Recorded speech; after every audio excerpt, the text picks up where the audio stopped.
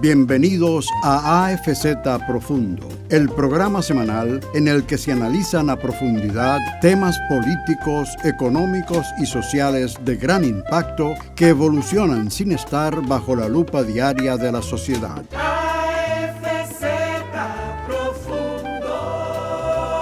Muy buenos días. De nuevo estamos el domingo y como de costumbre en AFZ Profundo. Hoy con un interesantísimo programa que va a abarcar lo que es la política internacional, la diplomacia y los conflictos actuales. Aquí con nosotros tenemos el gran honor de contar con la presencia de don Hugo Giuliani Curi, ex embajador de la República Dominicana ante el Reino Unido, ante el Reino de Qatar, ex embajador dominicano en Washington, ex gobernador del Banco Central, secretario de Finanzas, lo que soy el Ministerio de Hacienda. Estamos también con la presencia del embajador Pedro Landino Canto, quien ha desempeñado diversas funciones y roles en el Estado Dominicano y en la política exterior, en lo que es nuestro Ministerio de Relaciones Exteriores hoy. Estuvo como embajador en Managua, Nicaragua, y también en la misión dominicana en las Naciones Unidas. También tenemos la presencia del embajador Julio Ortega, un destacado economista que ha ejercido en diferentes roles y funciones en el Estado Dominicano y en diferentes gobiernos, tanto como asesor como gerente y director de diferentes proyectos y también como embajador dominicano. Hoy en día está también en el tema de la política exterior con relación al gobierno y las relaciones del gobierno dominicano con Haití. Vamos a conversar ampliamente sobre los conflictos que hay vigentes en el globo terráqueo y lo vamos a hacer por regiones. Vamos a comenzar por el Medio Oriente o el Oriente Medio, donde sabemos que hay serios conflictos en Siria, Israel, el Líbano, Irán, Afganistán, Irán y Rusia, que inciden en esos problemas, aunque no estén físicamente en esa región. Pero al igual que los Estados Unidos y Palestina juegan un rol en esos conflictos. Más adelante vamos a conversar sobre el este de Europa, donde el mayor conflicto y el más álgido se centra en la frontera entre Ucrania y Rusia, donde juegan un rol también la OTAN, Estados Unidos y el Reino Unido, así como también Bielorrusia, porque es un país fronterizo con Rusia y Ucrania y también un aliado muy cercano al presidente Putin, presidente de la Federación Rusa. Vamos también a abordar los conflictos que hay en Asia con China, Taiwán, Japón y las Coreas. Conflictos que por momentos tienen una connotación bilateral y otra multilateral. Igualmente vamos a hablar sobre la situación que hay en el Indo-Pacífico, donde Pakistán, Australia, China, Japón, Reino Unido, Estados Unidos, con el Quad y también el Reino Unido, Estados Unidos, Australia. Japón y Australia tienen el AUKUS, pero están en el Quad. Sí. No, en el AUKUS. El AUKUS es de 3 países, que son el Reino Unido, Australia y Estados Unidos, y es sobre la base de dotar a Australia de unos submarinos nucleares que generó un conflicto porque estos submarinos los iban a comprar a Francia ya con contrato establecido, y eso ha generado una fricción que también ha creado una fisura al interior de la Organización del Tratado del Atlántico Norte. Más adelante veremos los conflictos que hay en el continente africano, y el continente africano que tiene por muchos años problemas fronterizos, problemas entre naciones y etnias, algunos entre países y otros internos. Ahí vamos a ver lo que sucede en el Nilo y específicamente en la parte que se denomina el Nilo Azul, con Egipto, Etiopía, Sudán del Sur, Sudán. También tenemos que tomar en cuenta que ahí se está construyendo la gran presa del renacimiento etíopes.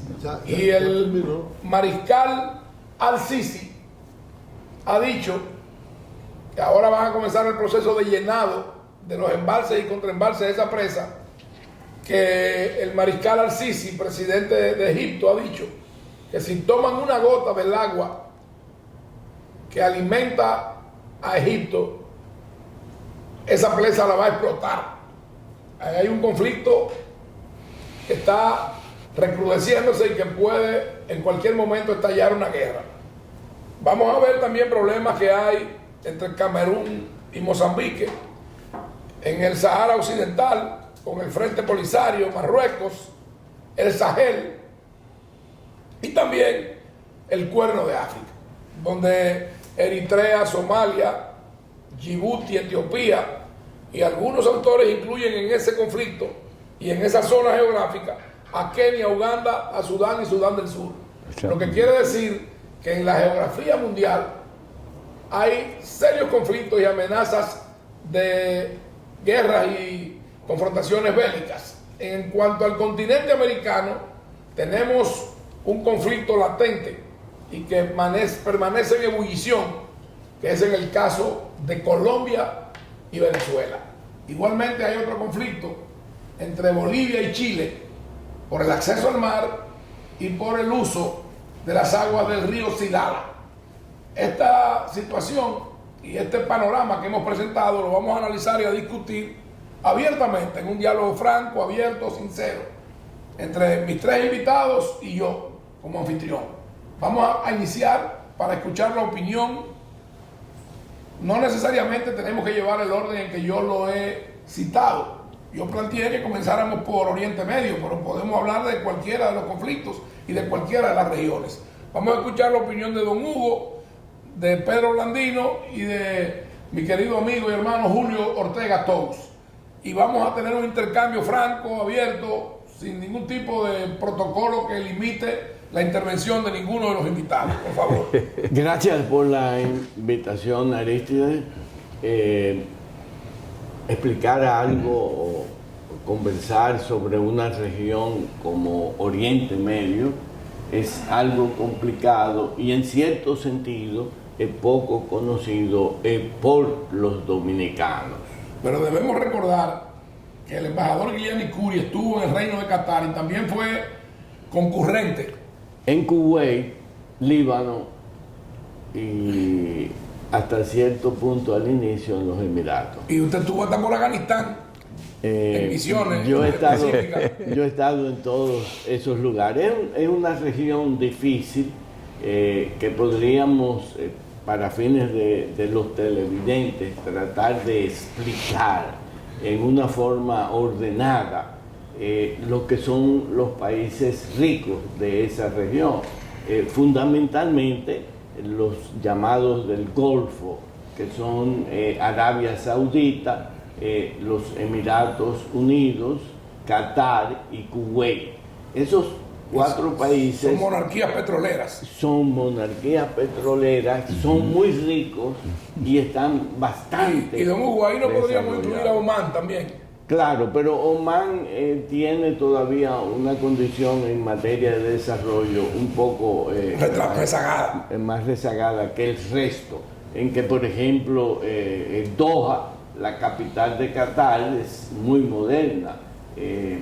Las dos principales ciudades de los Emiratos Árabes Unidos. Vamos a recordar que usted fue el anfitrión del presidente Fernández y su comitiva, entre los cuales yo estaba, y el extinto canciller, en paz descanse, el ingeniero Carlos Morales Troncoso.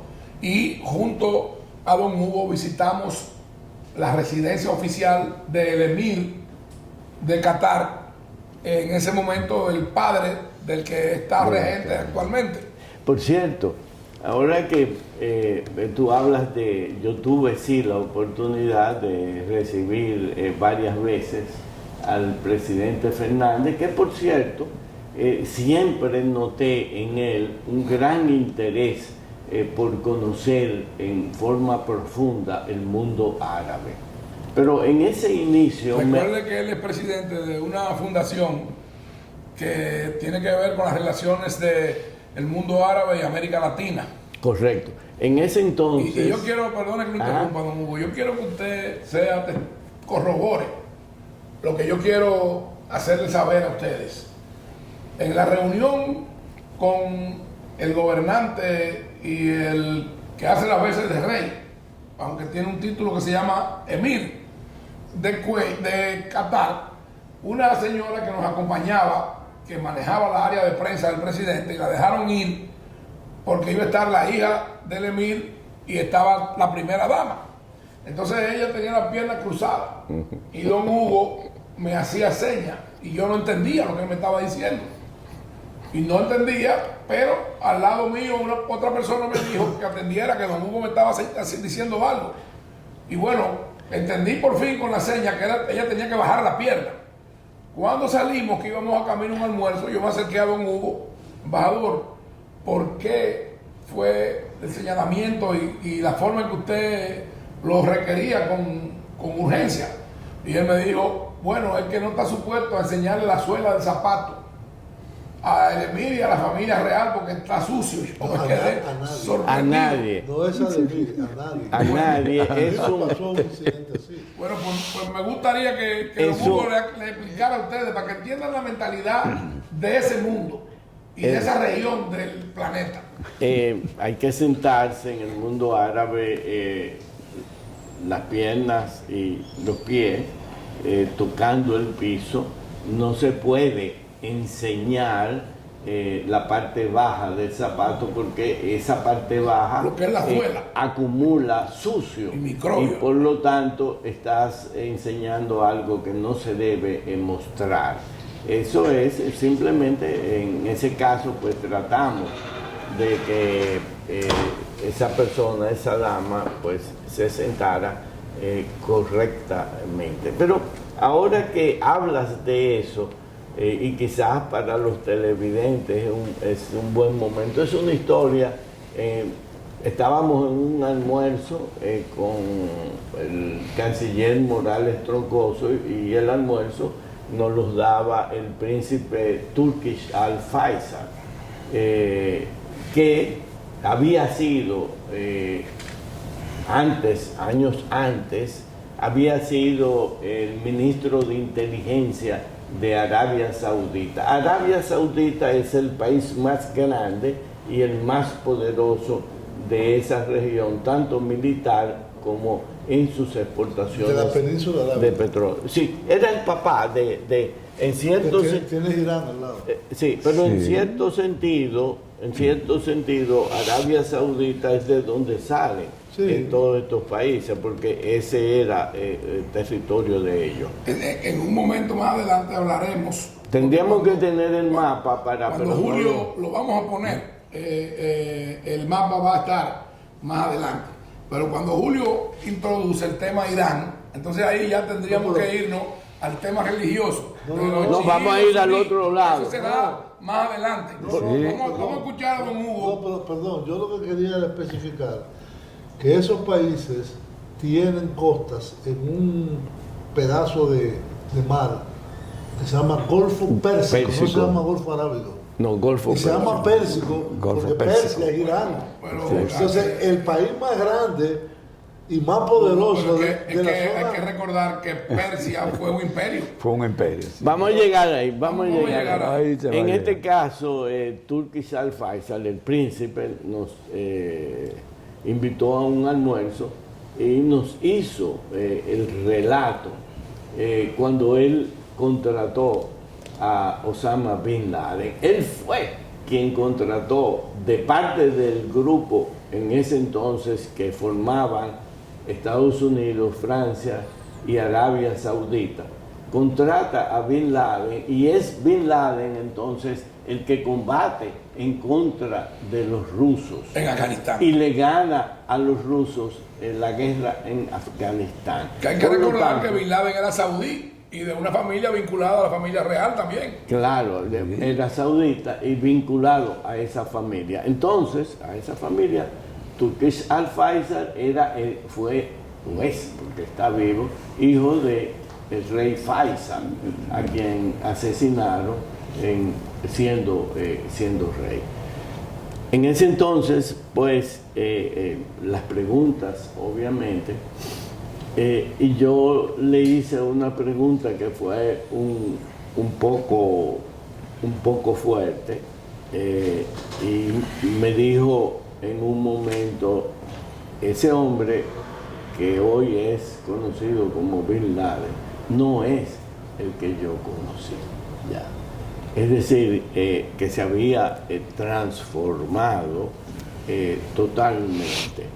Es lógico, acuérdense que cuando en el 2001, el ataque de las torres, se vinculó mucho a la familia saudita a ese tema de ese ataque. No, y afectó las relaciones y afectó en cierta medida de Estados Unidos y Arabia Saudita. Pero bueno, ese es el llegar a conocer personas que intervinieron directamente en esas actividades, te va dando poco a poco un conocimiento de una región que es difícil de comprender. Es decir, estos países ricos, Arabia Saudita, Kuwait, Qatar y Emiratos Árabes. Y por el otro lado, entonces tú tienes países como Irán, Irak y Afganistán. Por ejemplo, yo he visitado y he estudiado algo de la situación de Irán. A mí me pareció, y lo mencioné, lo he mencionado eso en varias ocasiones, que Irán es un país bonito, agradable, sus gentes son muy amables, y que yo muchas veces noto que a Irán la propaganda de este lado del mundo de Occidente lo coloca y lo pone muy feo. Irán es un país que yo creo que pudo conducirse adecuadamente. Usted hizo ese comentario y relató algunas cosas en el programa pasado que tuvimos a ese respecto. Quizás ahí las relaciones con Norteamérica y con Occidente no han sido llevadas adecuadamente. Yo creo que si Norteamérica hubiese tomado una política de acercamiento con Irán, quizás hubieran avanzado más en este problema del aspecto nuclear, que dada la situación actual, yo creo que Irán ha seguido, ha continuado su proceso. Pero se llegó a un acuerdo. Lo que pasa es que Trump lo anuló. Por eso Trump. Pero Occidente, es decir, el grupo del Consejo de Seguridad, más Alemania e Irán, el grupo de los 9 firmaron un acuerdo nuclear y estaba en ejecución. Pero el acuerdo hoy no existe. Porque lo anuló Estados Unidos. Eso es lo que estoy diciendo. Eso es lo que no lo anuló ni Alemania, ni Francia, ni China, ni Rusia. Pero sí, los americanos no están el acuerdo en cierto sentido. No tiene, y ellos han seguido. Sí. Eso es fácil. En una ocasión en que yo estuve en Irán, me acuerdo que en una gran cena con el primer ministro de Irán, él dijo claramente que ellos continuarían con su proceso de enriquecimiento del uranio. Por lo tanto, ellos han seguido en eso. Eso indudablemente en un momento del futuro traerá problemas versus el caso de Israel. Si somos objetivos, tenemos que reconocer que sí, ciertamente hubo un acuerdo, pero la posición de los Estados Unidos y del presidente Donald Trump se debió a que ellos decían que los iraníes no cumplían con el acuerdo. En ese caso también, en esa misma región, se complica la cosa un poco más por el caso de lo ocurrido recientemente en Afganistán, la salida de Kabul, de las tropas americanas y de todo Afganistán. Eso ha dejado nuevamente a esa nación en manos de los talibanes. Exactamente. La realidad es que Afganistán, con los talibanes al mando, tendrán una situación muy difícil porque incluso internacionalmente lo tienen aislado.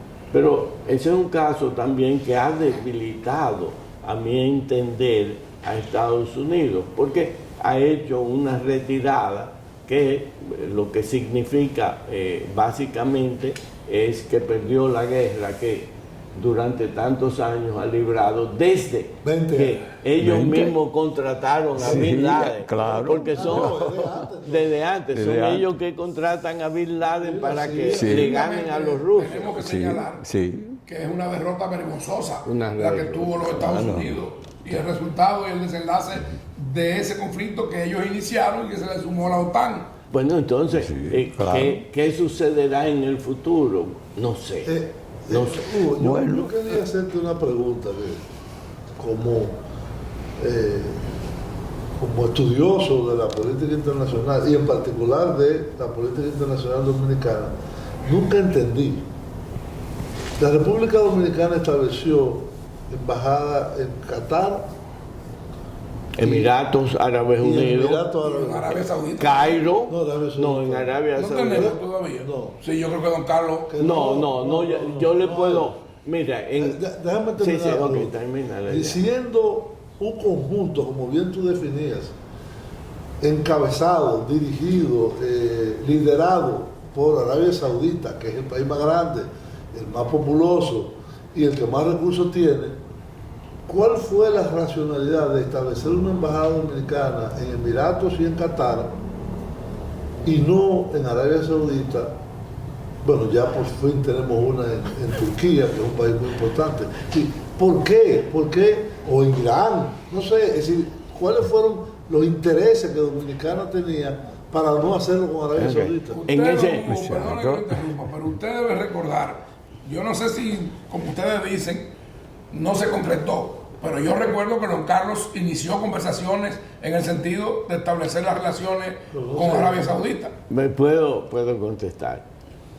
Esa historia de ese almuerzo con el príncipe Al Faisal se desarrolla entre Londres y también en Arabia Saudita, en Riad, que es su capital. Sí. En ese entonces, el canciller Morales Troncoso y yo hicimos una visita a toda la región y nos dimos cuenta de que en Arabia Saudita, que es un país más grande, el iniciar unas relaciones que fueran fluidas, fáciles, nos iba a ser muy difícil por las costumbres que tenían todavía en Saudi Arabia. Por ejemplo, eso implicaba de que no íbamos a poder tener mujeres en las embajadas, porque para las mujeres estaba prohibido hasta manejar. Ya ustedes se imaginan, no podían ir a un supermercado, tenían que estar... Que siempre debo acotar que ya recientemente le permitieron manejar y le otorgan licencia de Sí. conducir. totalmente Ya está cubierta. votado. Las Entonces, elecciones municipales. en esa conversación, porque el hermano del príncipe Turkish era el ministro de Exteriores y estaba también en esas conversaciones, ellos pusieron claramente que si establecíamos una embajada en el mundo árabe, en el caso del Golfo, la sede tenía que estar en Arabia Saudita y no en ningún otro. Frente a esa situación, entonces decidimos iniciar en un país más pequeño, más manejable para nosotros, y por eso se seleccionó en su inicio a Qatar, en su capital Doha. Luego se abrió la embajada en los Emiratos Árabes Unidos y a la vez se fortaleció la embajada en Cairo, Egipto. Es decir, se fortaleció. En ese momento, ya como dije al principio, el presidente Fernández, interesado en los asuntos árabes, también el principal punto de agenda que teníamos, porque era una agenda muy específica y muy clara, básicamente dos puntos. Uno era establecer relaciones con el mundo árabe y segundo, en la búsqueda del gas. En ese gas entonces, natural. del gas natural. Qatar era el principal y es el principal exportador de gas líquido. Debo hacer una puntualización en este momento. En esa misión, en ese viaje, a mí me correspondió llevar la negociación sobre el tema de energía. y específicamente sobre el gas natural. Don Carlos llevó todo lo otro. Y había una situación, había una situación que era que por lo que no llegó a cuajar era por el tema del transporte, que los barcos no habían suficientes para atender la demanda y suplir el transporte. Entonces, en esos tiempos fue que comenzó Corea a fabricar unos buques que permitían llevar el gas al estado líquido y se hacía mucho más fácil transportarlo y más práctico. Y luego se regasificaba cuando llegaba a su lugar de destino.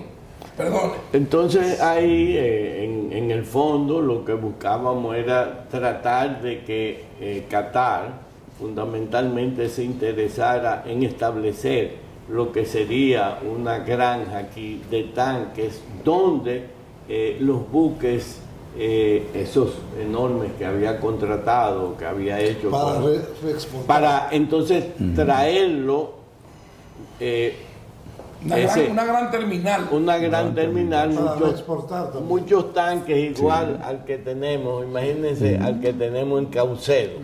Okay. Creo Y que de era aquí, Montecristi, ¿no era? en Montecristi, sí. Y de aquí entonces en barcos más pequeños poder abastecer lo que es el este norteamericano. Pero ¿qué pasa? Es un gran suplidor de esos tanques especiales Lo que pasó de gas natural es que aquí en el país. Sucedieron dos acontecimientos. Uno, el que Qatar decidió, en lugar de establecer en esta área de aquí, establecer y compró en lo que se llama el Golden Pass en Texas y hizo unos cuantos tanques ahí. Pero ahí vino entonces también el tema. El gas de esquisto. Repítalo, sí. un poco Gas más. de esquisto. Okay. Escrito, Y norteamericano. Norteamérica. Estados Unidos Pues, llevaba sí. autosuficiente y ahora exporta. Y Sí, ahora exportan, y ahí el proyecto entero se cayó Desde tanto un para año antes de Qatar la pandemia, como ya para eran nosotros. Los mayores exportadores del mundo. Se cayó el proyecto tanto para Qatar como para nosotros, porque también fracasó en la estación del Golden Pass en el caso de Texas. Esa fue, no sé si contesto tu pregunta, pero si sigo con la región. Aunque establecimos una embajada recién en Turquía, que es un país central de toda la zona. La puerta. Esa embajada tiene ya varios años. El primer embajador fue Elías Cerrulle. Sí, pero Y ahora en la actualidad 4, está un embajador que es Elvis Alán. Sí, Que es el actual embajador, pero que también, está en el país en estos momentos. Pero también nosotros tenemos embajadas, en este caso, en Israel, Sí, señor. que es la otra parte. Entonces abarcaríamos los países Y en en Egipto, cierto sentido del Mediterráneo, En Egipto estuvo Gaby Bonet. Palestina, Siria, Líbano e Israel. Marruecos. Y Marruecos, allá abajo Lo que yo no en entiendo África es del Norte. por qué no tenemos una embajada en el Líbano, Eso es. donde hay tantos dominicanos que vienen aquí de origen libanés. Eso es algo que yo también me he preguntado. De hecho, yo en una ocasión le dije al amigo canciller Carlos, lo más adecuado sería que pusiéramos entonces la sede o que yo viviera un tiempo en el Líbano. Eso nunca se logró, sino que fui concurrente. Además que es un gran centro financiero, Pero además, y comercial. déjame decirle, en aquel entonces, cuando presenté credenciales, yo le demostré al general Michel Suleiman, que era el presidente del Líbano, que este era el país de América Latina donde los libaneses habían sido más exitosos. Y le di una lista. Él se quedó asombrado porque él creía que era Cuba. Yo le demostré. Argentina vino presidente también. Sirio. Ese fue Carlos Saúl Menem. Y han habido, era libanés. pero entonces, pero lleguemos. La misma cosa. Lleguemos al. Hay un conflicto, hay un problema muy grave. Lleguemos al punto actual. Sí. El presidente actual es libanés. El libanés. Entonces, lo lógico sería que se estableciera ya definitivamente una embajada. Pero Nosotros Hugo, si tú me permites pero algo, déjame Chacho, aclarar sí, algo. Tuvimos con relación una a algo oportunidad, que dijo por favor, Julio, pero muy importante. Déjeme dirigir el Sí, programa, sí. por favor. No, perdón. Tuvimos una bueno. oportunidad en el show aéreo de Le Bourget de compartir con el general que posteriormente fue presidente del Líbano. Y Suleiman. entonces, ese señor, yo recuerdo que conversó con mi suegra y después con mi suegro Khalil, y cuando él le dijo el apellido, entonces él le dijo, pero el apellido suyo no es así. Y entonces don Khalil le dijo, no, así lo pusieron en mi país, pero es Al-Haj. Al-Haj. Y entonces ahí él comenzó a hablar de que había muchos libaneses que habían emigrado Sí. y que había una presencia, No, y además- y mencionó a Colombia, mencionó a Sí, Cuba, y en nos mencionó a en nosotros. toda Latinoamérica, pero ciertamente aquí en el sector empresarial, que es muy exitoso, los Vamos a libaneses, escuchar más a que los Pedro árabes, Blandino, que quiere son- decir algo. son- Bueno, Dígame, pero embajador. yo no quiero dirigir el programa. Yo sé que no. Somos hermanos. Sí, Fíjate, es, continúe. con algo referente que dijo Julio, muy acertado. Nosotros tenemos que hacer como las grandes naciones, política exterior por región, no por países, y los intereses del país. No para decir, este gobierno X del pasado tiene 90 embajadas, el otro tiene 100, tiene 200. Hay un estudio muy bien hecho donde deben estar las concurrentes y las verdaderas embajadas, de acuerdo a los intereses dominicanos, como tú muy bien dices, Julio. ¿Qué hago yo con una embajada en un país que no tiene de nada? No te va a tener nada con República Dominicana, ni comercial, ni apoyo al multilateralismo, etcétera. Es necesario, ojalá, Julio, poder lograr ese gran trabajo que se hizo y te lo No, yo atribuyo. pienso Muy que- importante. yo pienso Entonces, por ejemplo, que el actual canciller, Roberto Álvarez, que sí, es él ha hecho un gran esfuerzo. un gran conocedor Sí. de la diplomacia y de la política exterior, ha reorganizado primero el servicio, gran parte del servicio exterior. Claro. Y hay planes para establecer nuevas delegaciones dominicanas, Sí. entre las cuales creo que está la del Líbano. Y recientemente ahora estamos concentrados en abrir en Barbados y en donde está la sede del CARICOM, que es increíble, Correcto. que es Guyana. Exacto. Es decir, nosotros deberíamos tener representación en todos los países del Caribe. Bueno, Sea consular, Entonces, ciertamente exactamente. yo pienso que don Hugo explicó de una manera muy clara, muy llana, que el país llevó a cabo esa política de relacionamiento diplomático regional, porque tenemos embajada en Qatar, tenemos embajada en los Emiratos Árabes Unidos, tenemos embajada en Israel, tenemos embajada en Egipto, Y tenemos Turquía. en Turquía. en Turquía, Turquía. y tenemos en Marruecos, y tenemos, Ese fue muy importante, la de Turquía. y tenemos Estoy concurrentes de acuerdo en contigo. Palestina, en todos los Jordania. países del Golfo, en Jordania, Sí. etcétera. Sí. Es decir, hay más o menos, se está cubriendo esa gran región que era desconocida para los dominicanos, y yo creo que ha sido una gran cosa porque República Dominicana estaba ausente del mundo árabe. Es una ausencia que no tenía ninguna explicación, y se ha hecho un esfuerzo, los diversos gobiernos, tanto de parte del doctor Fernández como del presidente Medina, y ahora, en este caso, de un libanés, que De un es libanés. el caso del presidente Abinader. Es bueno señalar y recordar que durante los gobiernos del extinto presidente, y que fue y sigue siendo mi líder, el doctor Joaquín Balaguer, no era muy dado al tema de la apertura a las relaciones diplomáticas con la generalidad de las naciones que conforman las Naciones Unidas.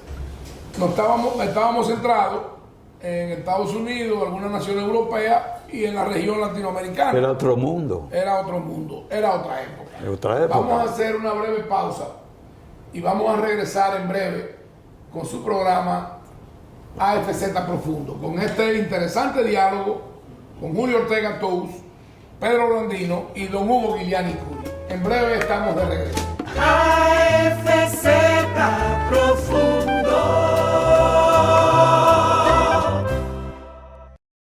Lo que quieras al mejor precio siempre. Estufa Whirlpool 30 pulgadas, 5 quemadores, 1 año de garantía, 43,495. Televisor LED Silo 4K Smart 43 pulgadas, 23,995. Ofertas válidas hasta el 31 de enero del 2022. Plaza Lama, la super tienda.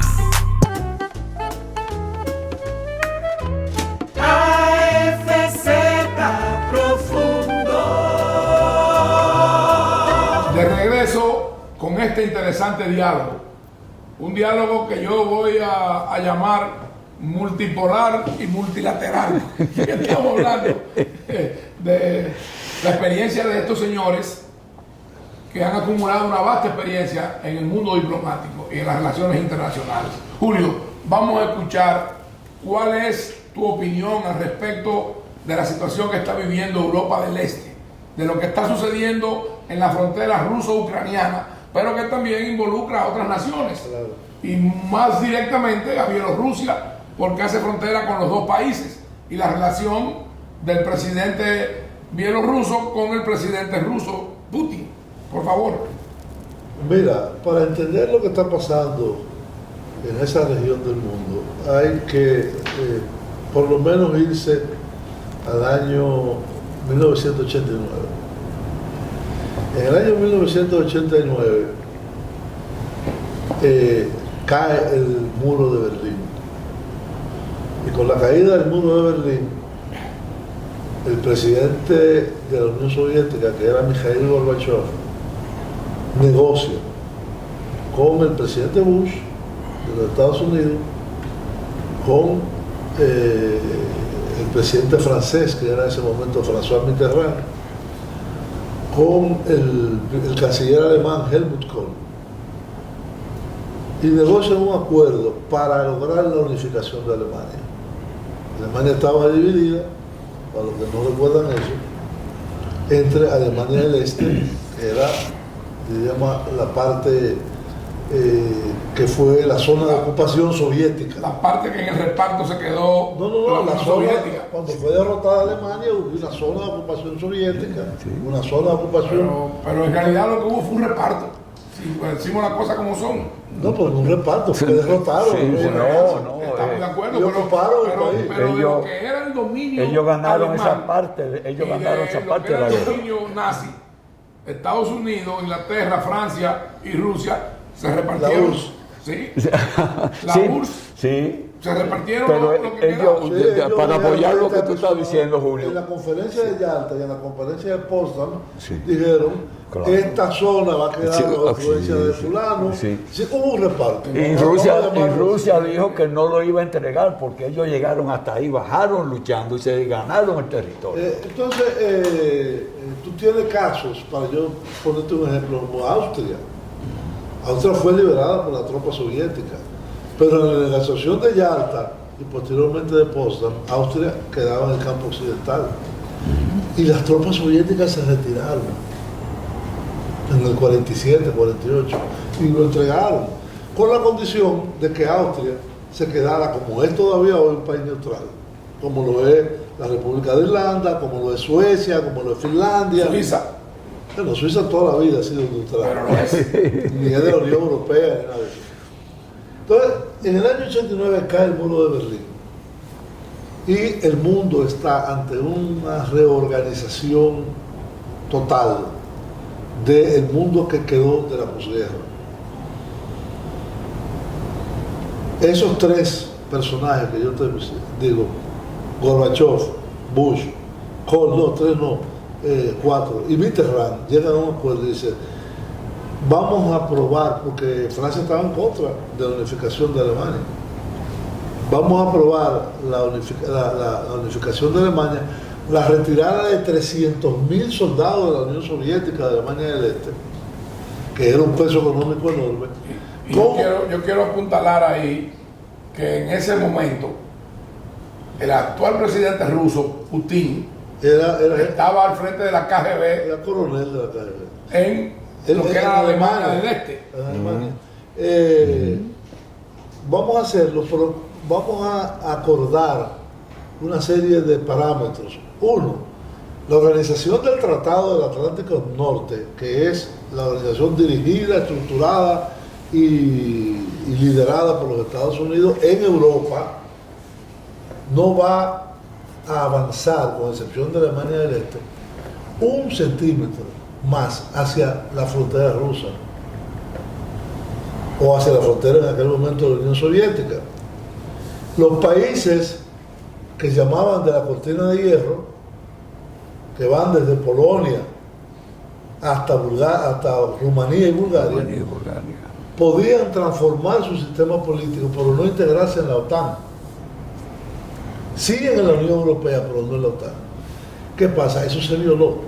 Bueno, ese es el origen del actual conflicto, y por lo que Putin reclama que no lo han cumplido los acuerdos que llegaron. Por eso lo pongo como el inicio que tenemos de retrotraernos hasta el año 1991, 2 años después, que colapsa la Unión Soviética y las 15 repúblicas se convierten en 15 países independientes. Comienzan a independizarse. Todos. Cuando Yeltsin saca a Rusia de la Unión Soviética, es como un cuerpo que se queda sin hueso. No existe. Es decir, todo el mundo se separó. Proclama su independencia. Proclama su independencia. Algunos todavía muy ligados a lo que actualmente es la Federación Rusa. Como todos los países de Asia Central, Kazajistán, todos los tanques, son muchos. Y Bielorrusia. Bielorrusia y Ucrania. Bueno, Ucrania siempre ha tenido una especificidad. El más y yo quiero a Rusia. Y yo quiero que tú me permitas, por lo menos, yo dar mi opinión. En Ucrania, a mi entender, hay un sector de la población que es prorruso. Y otro que son rusos. Y otro que es radicalmente opuesto a Rusia. ¿Y qué pasa? Si lo vemos desde el punto de vista histórico. Ucrania, para mí, y respeto a la opinión de los demás, tiene un peso en la historia desde el siglo IX hasta el siglo XII, donde se forma la Rus de Kiev. ¿Y qué era la Rus de Kiev? Eran todas las tribus eslavas. Sí. Y después que viene Rusia, pero primero estaba eso. No, la base de la formación del Estado ruso es a partir de ahí. Fue un protoestado, no fue un Estado, es de la Rus de Kiev. A partir de ahí, de la Rus de Kiev. Entonces, tú me estás dando la razón. El país más vinculado históricamente con Rusia, que prácticamente son la misma cosa, es Ucrania. Hay que ver, porque ustedes dicen, algunos que postulan esa tesis dicen que uno de los problemas ruso-ucranianos es que los ucranianos apoyaron al nazismo. Es verdad. Sí, pero es verdad que estaban explotados y sometidos por los rusos. Entonces ellos iban a abrazar de lo que llegara, que le quitaran a los rusos de arriba. Ese es mi punto de vista. Y respeto apoyar a Hitler. ¿Y qué le estaba pasando a ese país y a los ciudadanos de ese país con Rusia? Yo te voy a decir lo que le estaba pasando. Estaban sometidos a una especie de esclavitud. En el año 1922, Ucrania, Rusia y todos los países que formaban la Unión Soviética eran países feudales. Eran países con economía agrícola. No, feudales. En el año 1940, pero Rusia lo era también. Rusia también, todos estaban industrializados y tenían una industria de guerra gigante. Eso no se hizo cortando canicas. Sí. La acumulación de riqueza que tú requieres. En tu cultura hay un contenido ideológico muy fuerte. Tú puedes llamarlo como tú quieras. Pero de que se industrializó la Unión Soviética y se hizo una superpotencia, eso es innegable. ¿Quién no puede negar eso? Bueno, es relativo, para mí. Para mí es relativo porque hoy en día... derrotó a la Alemania nazi. ¿Quién fue que derrotaron a Alemania? Pero hoy en día, Rusia es un país con un gran poderío militar, pero con muchas debilidades. Muchísimas. Sí, muchas. Muchísimas. Yo no estoy hablando de que sea un... Pero continúe, que es muy interesante lo que usted está explicando. Lo que yo quiero decir es, el origen de todo esto histórico es el colapso de la Unión Soviética, la creación de las repúblicas como estados independientes y la violación por parte de Estados Unidos y Occidente, que le viene atrás, del acuerdo de no expandir la OTAN. Porque, ¿qué es la OTAN? La OTAN es la organización... Usted habla de que la OTAN se fue a Polonia, a Estonia, Letonia, Lituania. A todos. Quedan todavía Georgia y Ucrania, que no... Pero que eso es parte de lo que era la Unión Soviética. Sí, la Unión Bueno, Soviética. todo era la Unión Soviética. No, señor. No, señor, Polonia no era parte de la Unión No, Polonia no, pero la mayoría de Ni la mayoría Checoslovaquia, ni Hungría, no, la ni... Checoslovaquia es lo que hoy la República Checa y Eslovaquia. Pero que ninguno de los que era la cortina de hierro era parte de la Unión Soviética, eran países independientes. La Unión Soviética estaba conformada por 17 naciones. 15. Bueno, depende como tú lo enfoques, Sí. pero ahí es que Bueno, está.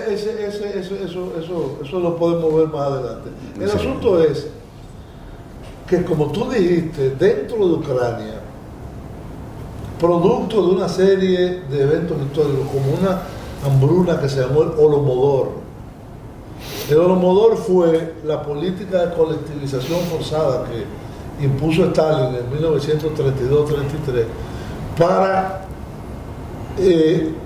acumular los excedentes para la industrialización de Ucrania y de Rusia y de la Unión Soviética. Entonces, el Holodomor, ¿tú crees que los rusos, que los ucranianos no iban a aceptar al que viniera, que no le representara el Holodomor?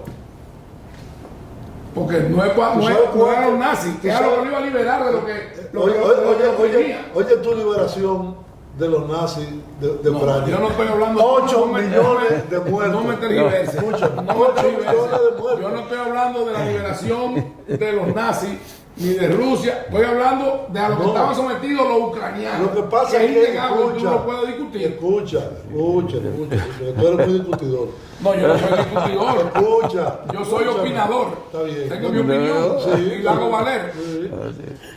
No todos los satélites Ucrania están con se Rusia. desarrolló una actitud antirrusa dentro de una parte de la población desde esa gran hambruna que hubo en el 32, que fue un crimen de Stalin. Yo no estoy diciendo que eso estuvo bien. Yo estoy diciendo que eso fue una barbaridad lo que hicieron. Y se Entonces, crearon... desde tu punto de vista, Stalin y Hitler eran lo mismo. No, Ah, no, está bien, siga. no, por no favor. era lo mismo. Siga, siga. Eran dos Para dictadores, los ucranianos eran pero no peor los rusos. Para los ucranianos eran peor los rusos y Stalin, que lo que venía, que no se sabía lo que era todavía. Como no sabían, mataron 8 millones. Bueno, pero no se sabía. No se sabía. Pero Arístide, no todos los países satélites de la Unión Soviética hoy en día están con Rusia, no es cierto. Pero claro que no, la minoría. O La inmensa casi minoría. ninguno. El que más compromiso tiene con Rusia es Bielorrusia, pero los demás no. No, los países de esa parte de Asia que Julio hablaba Sí, ahorita, de claro. Kazajistán, Uzbekistán. No todos ellos están con Rusia, no pero todos. muchos de ellos son amigos de Rusia. Sí, El claro. asunto es el siguiente, es que en el año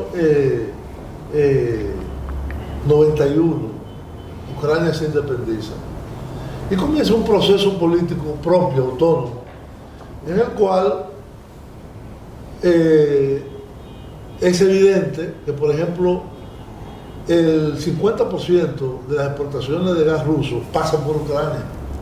Sí. Y Ucrania se beneficia, aunque no ponga una gota de gas. Ahora mismo tiene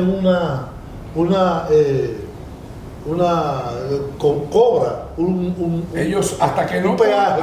pongan en funcionamiento el Nord Stream 2, No, ellos van a hacer... hay que pagar un peaje. No. Rusia tiene que pagar un Eso peaje hace que anda al mil. orden de 2.000 o 3.000 Sí, millones de eso dólares 4.000 este año, anuales.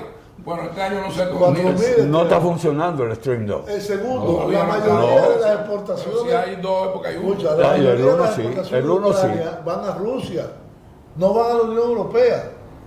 Entonces, dentro de la población ucraniana hay una división y además hay una gran población rusa.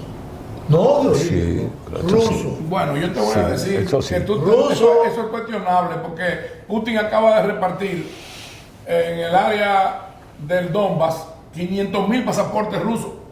Pero son comprobado. rusos, son rusos. No, después que tú le das el pasaporte, sí, pero antes de tenerlo. Son rusos. Yo tengo pasaporte español. Él está haciendo, ¿qué Escucha, está haciendo él? yo tengo pasaporte español y yo no soy español. Pero déjame decirte, Soy dominicano. Ilvanar esta idea.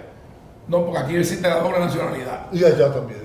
Yo no la conozco. Ah, pues entonces, investiga. Pero déjame, no, investiga no. Investigue. ¿Y por qué le dan pasaporte ruso? ¿Para que tengan doble nacionalidad? Sí. No, para que tengan dos pasaportes No, entonces. no. Pero quiero que me escuchen. ¿Por qué Claro. le dan pasaporte ruso a esos ucranianos?